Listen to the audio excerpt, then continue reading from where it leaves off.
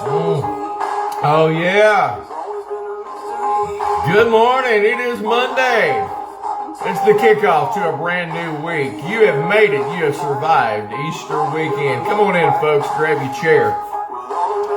Grab a cup of coffee. Grab your Bibles. It is time for the morning chat. It's time to sit back, chit-chat about some things going on in this old world, and then we are headed into 1 Samuel this morning. Good morning, folks. PastorJim here. Looking forward to a good morning with you. Man, oh man, did we have a good weekend at Ridgewood. Holy cow. Lots of things going on. Lots of rocking and rolling taking place. And I was just thrilled to be a part of every little bitty bit of it. So, hey, get on in here. Tell us about your Easter weekend. Let us know what all you got to do. Did you get to spend some time with family? Had Easter eggs? All that good stuff. Man. Come on in. We'll try to get this bad boy shared here just a little bit. And that's what I want you to do right quick. And that's hit that share button. You know the drill. You know the drill. There's Jessie. What's up, girl? How you doing this morning, Miss Jessie? How are you? When you get in and say howdy, let me know who all is perking around here this morning. Let me know who's here. Let me know who's hanging out with me and all that good stuff. But by all means, we want you to go ahead and share. At the dentist with Jessie. Oh, my soul. Oh, my soul. What a place to be. That, you know, being with Jessie is not a bad thing. Being at the dentist is not good. Oh, my goodness. No.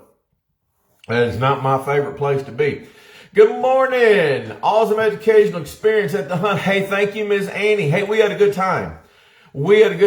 Just a special thank you to all of the folks that made Saturday happen. It was good. We had about, I think we had about 50 kids or so, you know, somewhere a little south of that. Yeah, just about 50. So that's good turnout. Thank you for that. It was so good to see you, Miss Annie. It really was. Good to see you and all your young'uns that you had out there. So thank you for being a part of it. Folks, what else did you guys do this weekend? What else took place? Anything happening? Any exciting things? All of that good stuff. Man, I'll tell you something. What a powerhouse day on campus yesterday at Ridgewood. It was a great day, man. We kicked off with a baptism, just seriously a good day. I love that little kid. Harley DeVazier is just precious. And it was just such a blessing for me to be able to do that. And so I was humbled and just very honored to be able to do that. Folks, when you get in second morning, go ahead and hit that share button. You know the drill. Debbie Tacker, good morning. Good morning. Gloria, you sneaking in the building this morning? Is that you up in there? I think I see Gloria. Gloria, what you doing this morning?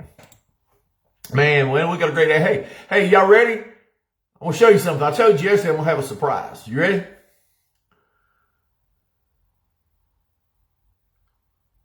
You see that? Now, I know you're seeing it backwards. It says Ridgewood Baptist Church. www.lovemyrbc.com, and then it's got the symbol of the three crosses on here. It is time for the Ridgewood coffee mugs. They are here.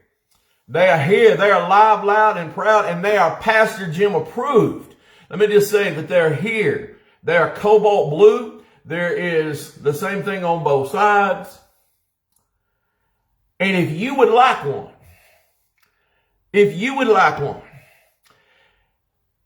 I can tell you how to get one. They are $5 each, plus any donation above that you would like to give. $5 covers the cost of the cup, and then anything over you want to give, because we're going to use this as a small fundraiser. We had to make a couple of upgrades to our software system on the projection system at church, and so we're going to use these just to raise just enough money to pay for that software. And so $5 plus anything else you want one. And if you want one right now, all you got to do is put it down right here. Let me know. And we're going to have them for sale. I will actually be able to bring you one. Jesse says, I want one. That's what I'm talking about. They are an 11-ounce mug. 11-ounce mug. It holds just the largest fill of your Keurig. It holds it perfectly, because that's what I drink. Cobalt blue. Words on both sides. $5 plus a donation. $5 plus a donation can get you a mug. And we're going to encourage you to, when you get one, to take a picture of it when you get it so you can post it on your profile and put, "I've been mugged by RBC."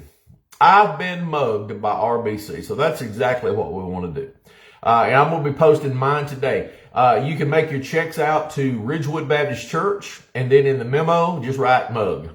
Just mug or mugs. And like I said, it can be any amount over $5 that you want per cup. $5 per cup plus any amount over that you want to give. So we're not going to make it hard. Just whatever's best for you. But that's the cup that you see right down here. That's the cup that you're looking at. Miss Denny says I want one. Woo, woo, woo. Gloria says I want two. That's what I'm talking about. So we're going to gather up all the money, put it all in one time. That way we'll know that we got the software paid for and all that good stuff. So make your check out to Ridgewood Baptist Church.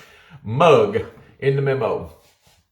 See, Mr. Denise, I know you're watching this thing. Put that thing in there and help me make a list. And I just now remembered to do this. Guys, I am running like a chicken with my head cut off. I'm not even lying. There we go. That's a little bit better. I'm sorry, guys. I have just, I'm kind of blasted by last week. Holy Week always takes a toll on me. And so I'm just kind of in the fog right now. So you have to forgive me for that. Okay. Jesse wants one. Denny wants one. Gloria wants two. And like I said, they are PastorJim approved. So, you've been mugged by RBC. Hey, did you read the headlines this morning? There's a series of earthquakes going on right now in Los Angeles, California. Right now. The largest has already been a 4.0. I'm not playing. This is no April Fool's.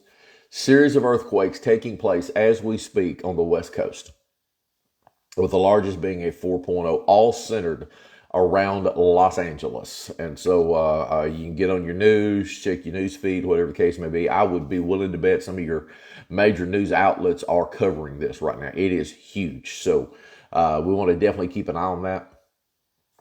We have got storms coming back in on Wednesday here in the Delta. So you want to be able to get all your running around today or tomorrow. You don't want to get out in this thing and mess with it on Wednesday. Right now, I don't know the times it's coming in. And so just want to be safe and not literally have to mess with it. But it is a gorgeous day today. We're supposed to see 75 here in the heart of the Arkansas Delta. And to that, I say, praise Jesus.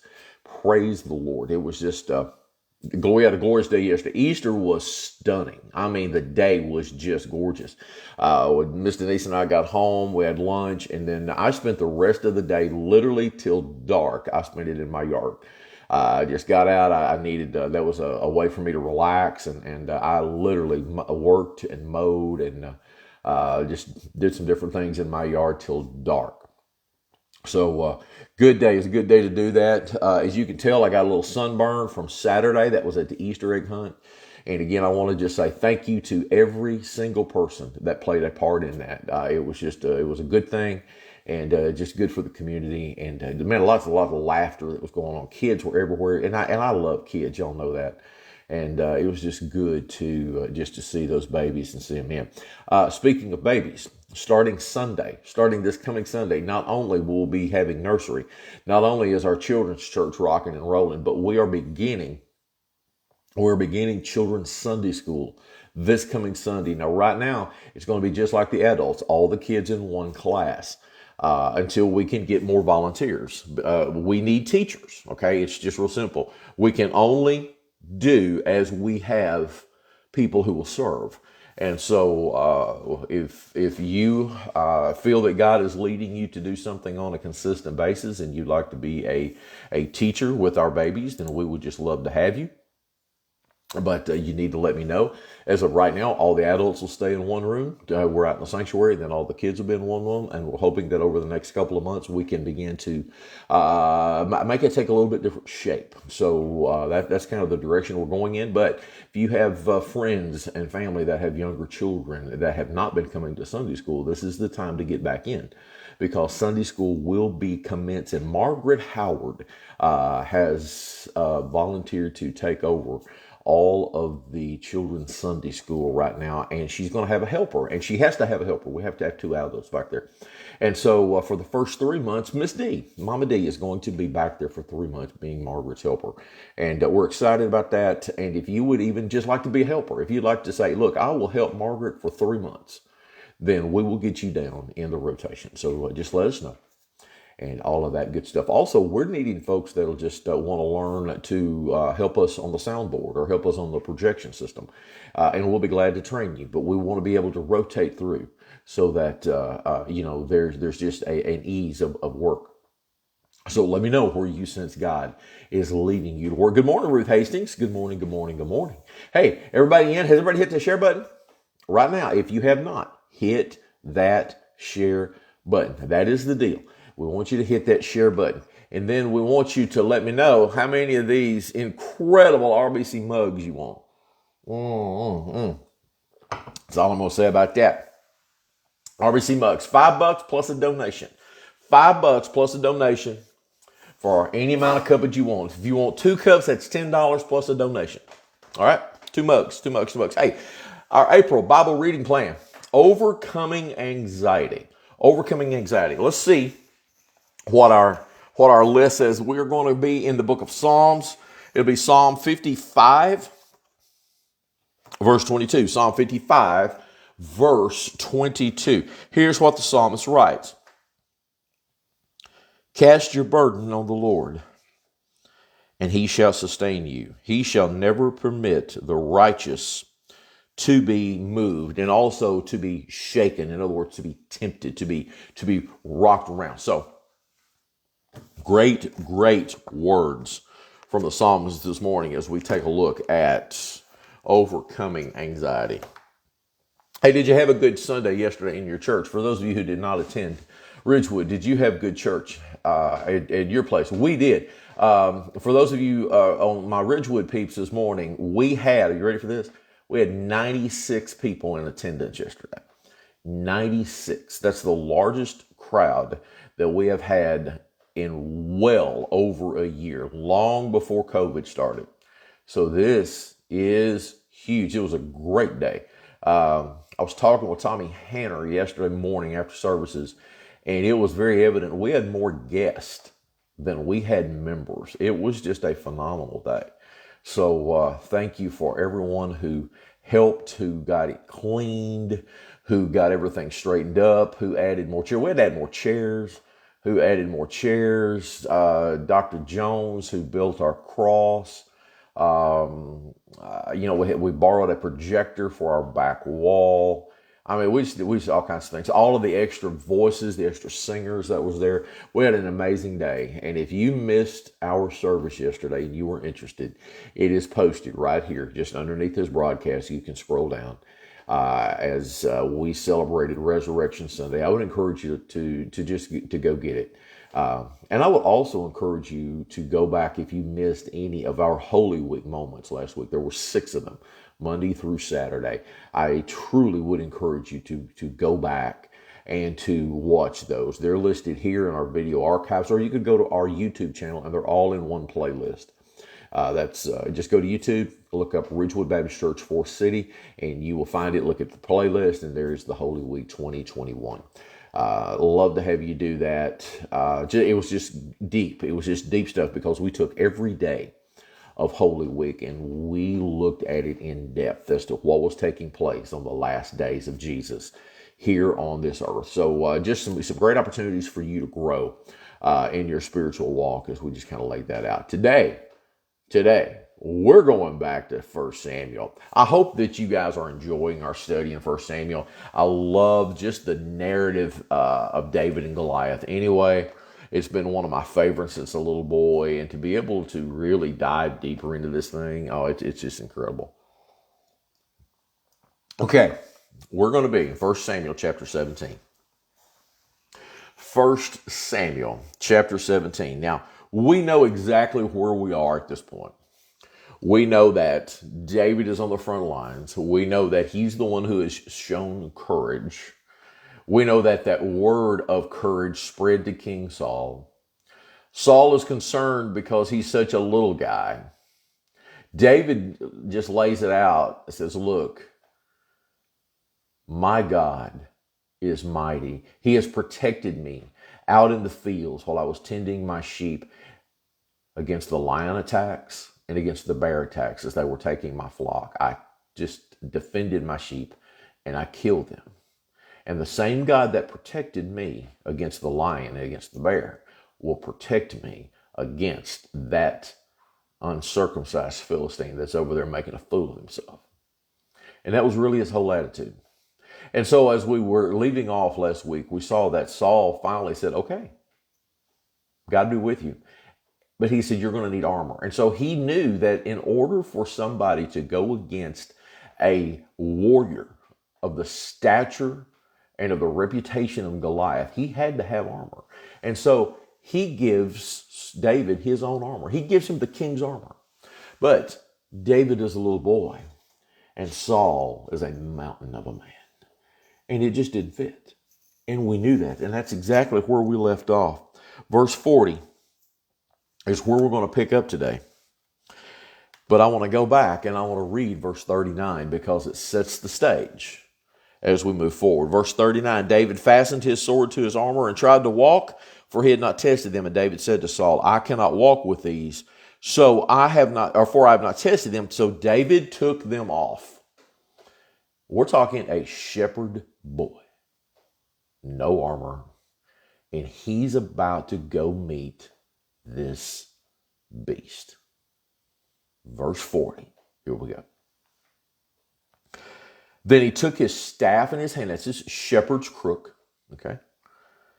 He took his staff in his hands, and he chose for himself 5 smooth stones from the brook. And he put them in a shepherd's bag, in a pouch which he had, and his sling was in his hand, and he drew near to the Philistine. So let's just get this picture, okay? He's taken the armor off, and he takes everything that he ever took to the fields to defend his sheep. He had his shepherd's rod, his shepherd's staff, and then he carried a pouch where he kept his rocks, and he carried a sling. Now, we're not talking about a slingshot, as you and I would know, where you would put a rock in something and you pull it back one hand and do this and let it go. That's not what we're talking about here, okay? What we're talking about is a true sling. A sling is a patch of leather about yay big, okay? And at each end, there's attached a leather strap, okay? And so it's literally one patch of leather and 2 leather straps. And the way that they are wielded is you would put your stone or your bone or whatever the case may be in here, and then you would pull the strings back, and then you would twirl it like so. And at the point of release, you would release one of the leather straps, and it would hurl the object at the target. That's all he had. That's all he needed to defend against his sheep. That's all he knew.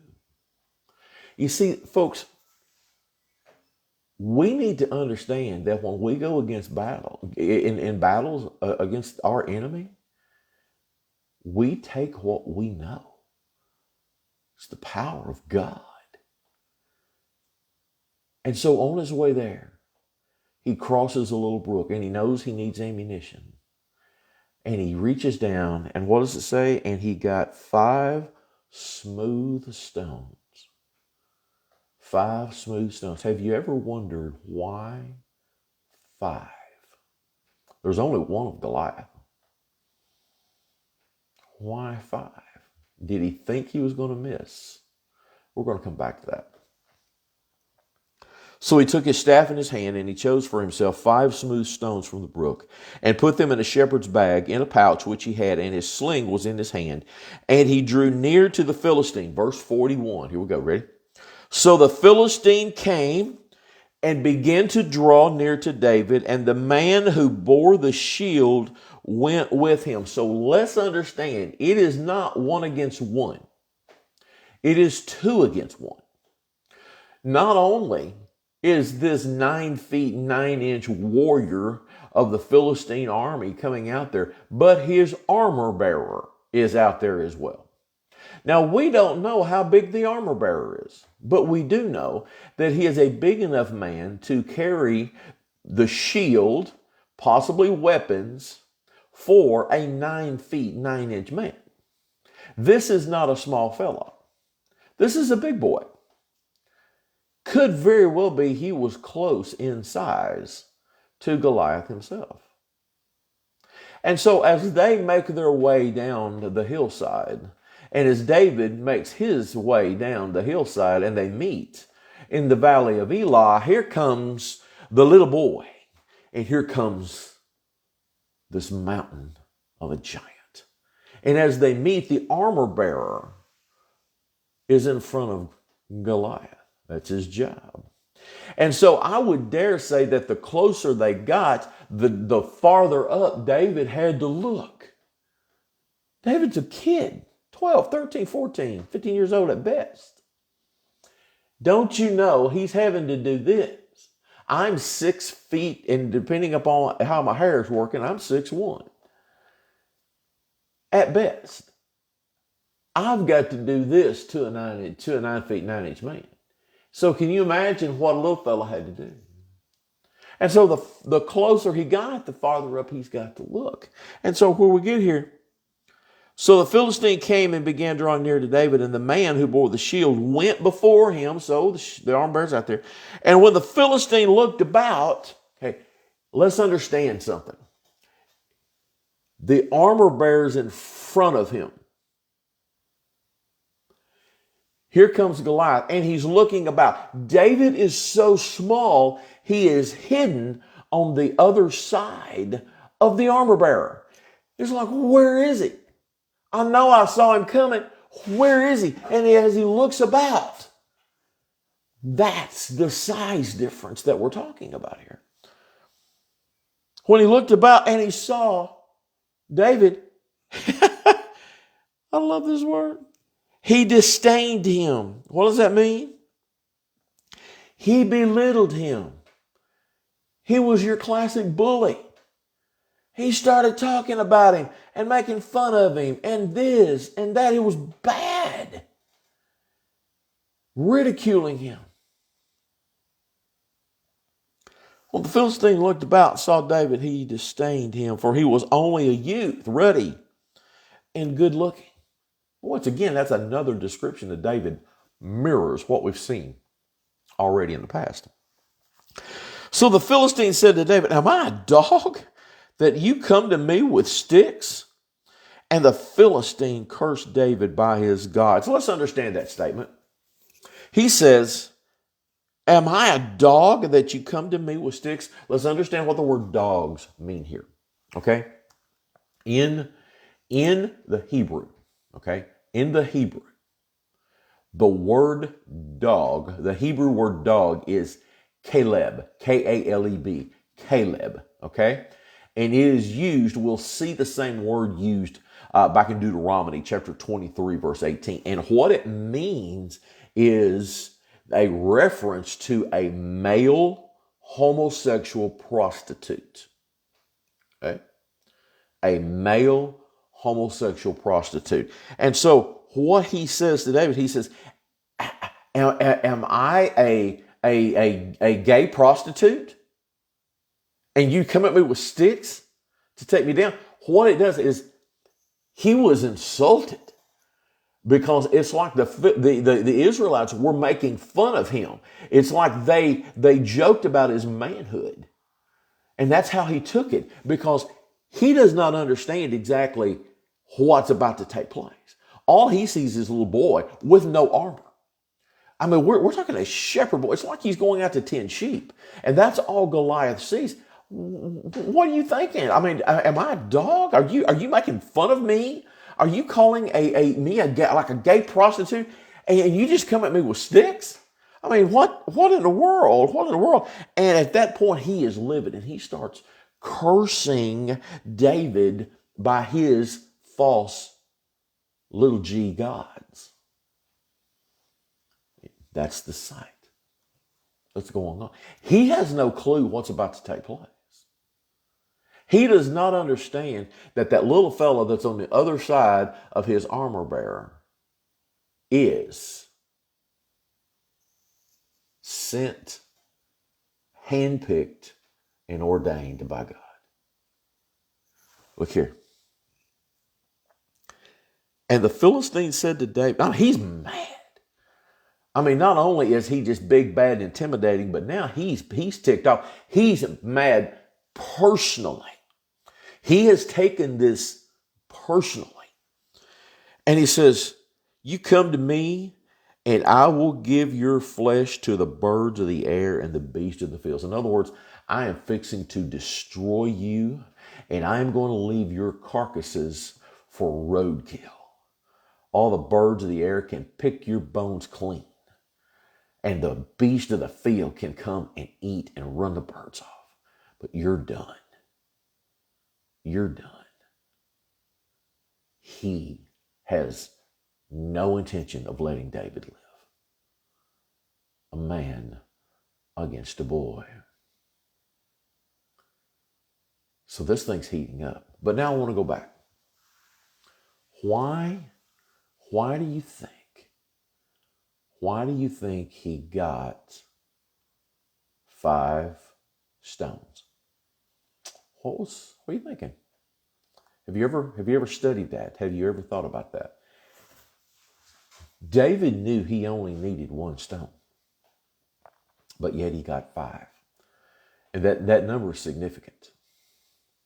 Now you see, we do not know 100% for sure why.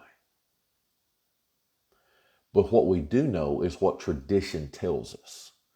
Tradition tells us when 2 people are in a battle or in a one-on-one battle, tradition tells us, if you study out Hebrew history, is that when one killed another, then they ended up going after the rest of that one's family and killing them all so that there would be no revenge. So if that be the case, then David's plan was to kill Goliath. And then the other 4 was to go kill Goliath's family because he did not want them seeking revenge on him. That's tradition. Is it true? We don't see it in this text. But we do know he got 5 stones, right? He got 5. Now, if you were to go over to 2 Samuel, and that's 2 Samuel chapter 21, verses 18 through 22, you will find that Goliath had more relatives who were also giants. And it was there that David and his army did indeed kill them. 5 smooth stones. Took them all out. The battle is set. One man, his armor bearer, against a boy. Little does he know what is about to happen. Folks, that's all I've got for today. Join me tomorrow morning as we come back and we pick up this story and we see exactly what took place. It'll be tomorrow morning. Tomorrow night, hey guys, if you were unable to get into Sunday school, if you were not there for Sunday school, I want to encourage you to be with Dr. Jones and me tomorrow night, because we are going to be having our online Sunday school. That is tomorrow night, 7 o'clock. Wednesday night, 6:30. You know the deal. I'm in Galatians. You want to come on back to this letter from Paul as he is peeling back those layers, talking to those Galatian Christians, because they are in a dogfight, and he is doing his best to help them and to get them all lined out. In the meantime, you want a mug, $5 plus a donation. Let me know, and I bet you I can get it to you. And I'm going to click this button right here. Boom. And I'm going to do this. And I'm going to get out of here for the day. You have a powerful, powerful Monday. If you need anything, reach out to me. You can call me. You can message me. My email is ridgewoodpastor@gmail.com. If you need Gloria, you can give her a call. You can also give her a message, or you can email her at secretary@ridgewoodbaptistar.org. I love you guys so very much. Have a great Monday. We'll see you soon. Bye-bye.